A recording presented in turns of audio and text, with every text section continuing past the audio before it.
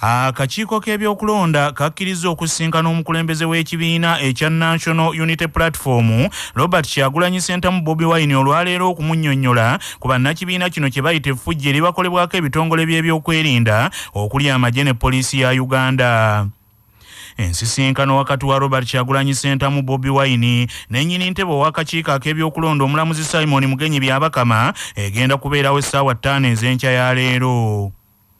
Robert Kyagulanyi Ssentamu Bobi Wine oluvannyuma lw'ab'ebyokwerinda olunaku lw'eggulo mu bitundu eby'ejjinja okukuba emipiira gy'emmotoka y'amasasi yawaliriziddwa okuyimiriza kampeyini ze agende eri nnyini ntebe w'akakiiko ak'ebyokulonda omulamuzi Simon Mugenyi Byabakama amunnyonnyola obanga obuyinza obw'okutegeka akalulu akakiiko ak'ebyokulonda kabukwasa ebitongole by'ebyokwerinda byeyagambye nti bimumuzzaako obwekyusizo.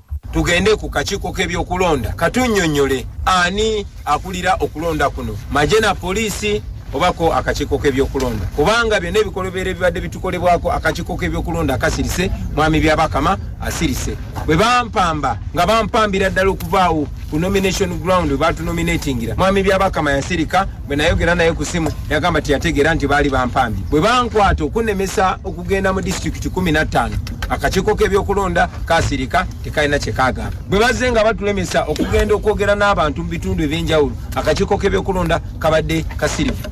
Ssekamwa w'akakiiko akavunaanyizibwa ku byokulonda mu Uganda Paulo Bukenya akakasizza nti ensinkano wakati wa Kyagulanyi n'akakiiko ya ku ssaawa 5 ez'enkya ya leero. Candidate okusaba okulaba returning officer waawo obutongole nabo obukulu nnyo naye mu nsonga eno yatutegeezezzaako era returning officer nga ye chairman electoral commission ajja kuba amusisinkana awulire ekyensonga kigyalina so we tuli wano tusuubira nti tujja kubala ku ssaawa 5 kumakya. Olunaku lw'eggulo we lwazibidde nga Robert Kyagulanyi Ssentamu Bobi Wine avuganya ku bwa pulezidenti bwa Uganda yakalemesebwa okutuuka mu district 18 okuva akalulu lwe kaatandika ng'ennaku z'omwezi 9 omwezi oguwedde ogw'e11 nga ne district okuli Kayunga, Jinja ne Kamuli gye yabadde alina okubeera olunaku lw'eggulo kwozitwalidde.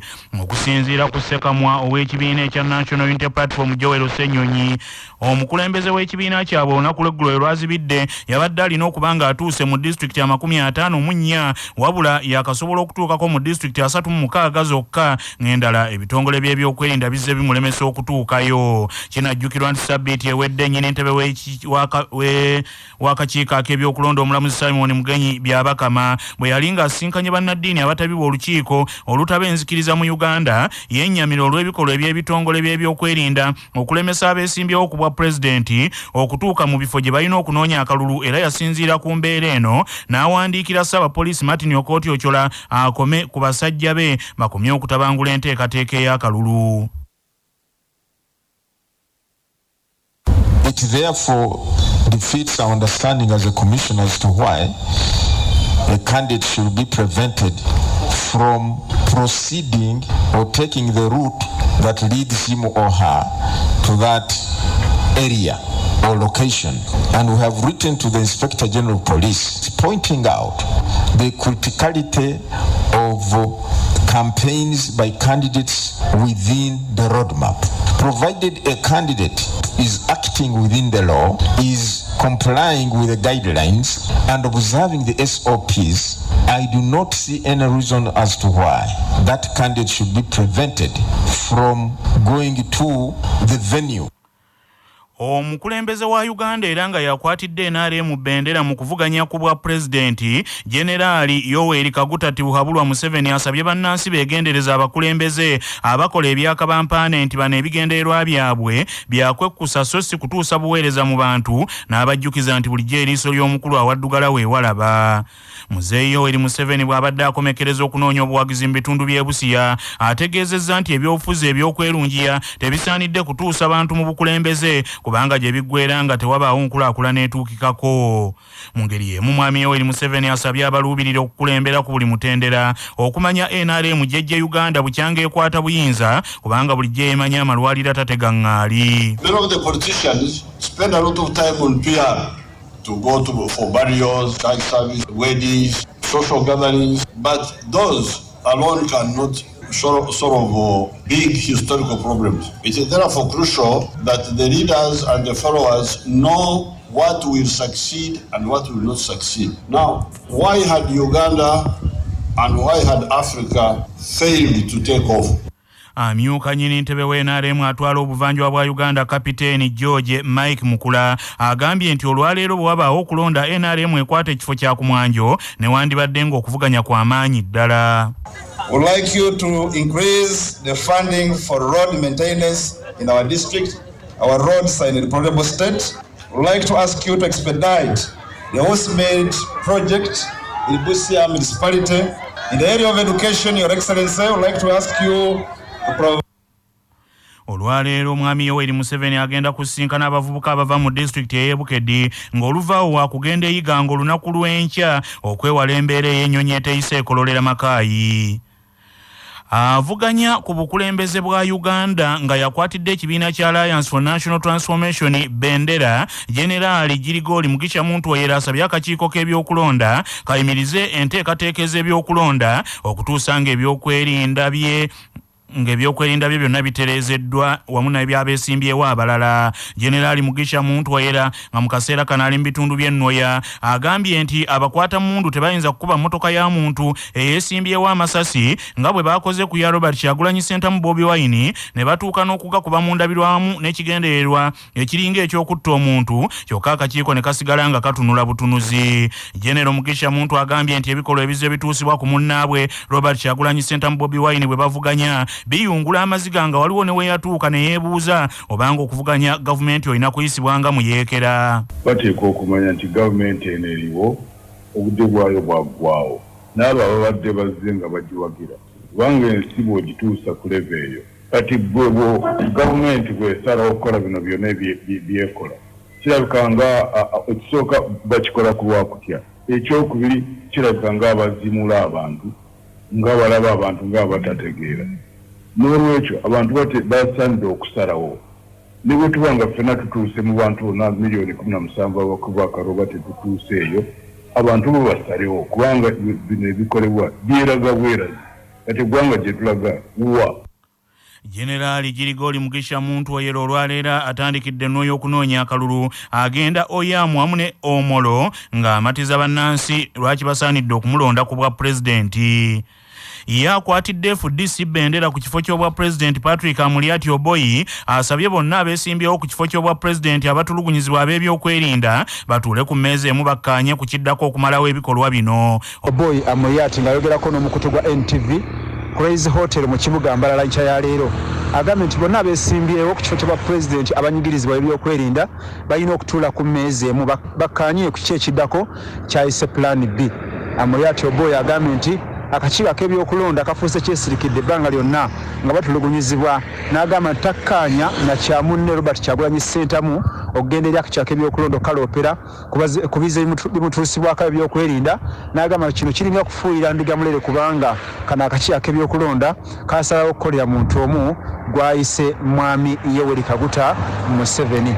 Amulyati agambye nti tagenda kussa mukono wakusigala nga atalaga ebitundu by'eggwanga ebyenjawulo okutegeeza bannayuganda ku bizibu balina ne byagenda okubatuusaako singa atuuka mu bukulembeze ku kifo kino ky'obwa President mu kulonda okujja okwa 2026. Patrick Oboyi Amulyati era akalambidde nti si wakussa ngatto mu kigere ng'abalala bazze bamusaba nti addemu ayambale engatto ze n'agamba kino akikoze okusigala nga akwatagana bulungi n'abo abanyigirizibwa ate n'okulaga obwotowaze nti agenda kuweereza buli muntu yenna atalina ngatto wano yalina engatto singa batuuse mu bukulembeze mu kisanja ekijja. Olunaku olwaleero Patrick Oboyi Amulyati wakutuuka mu disitulikiti okuli Mbalala, Isingiro ne Mbalala City okwongera okumatiza abawagizi be n'abannakibiina kya FDC biki byagenda okubatuusaako singa balondeddwa ku ntebe y'obukulembeze bw'eggwanga.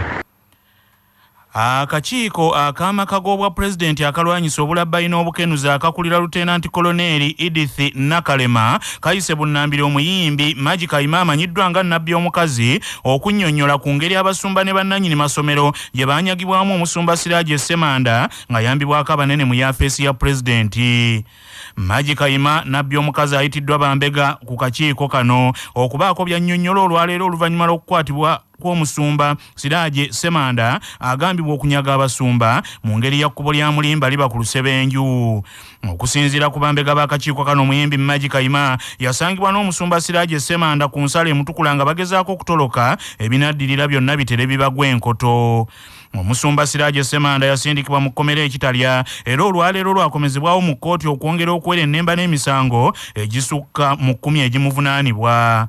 Abasumba abasukka mu 300 wamu n'ab'amasomero oluvannyuma lw'okubbibwa omusumba Siraje Semanda owa Revival Church e Bombo wamu ne banne ssente zaabwe ezisukka mu buwumbi 4 baasinkana Pulezidenti Yoweri Museveni yalagira Edith Nakalema okukwata bonna abeenyigira mu kunyaga abasumba bonna.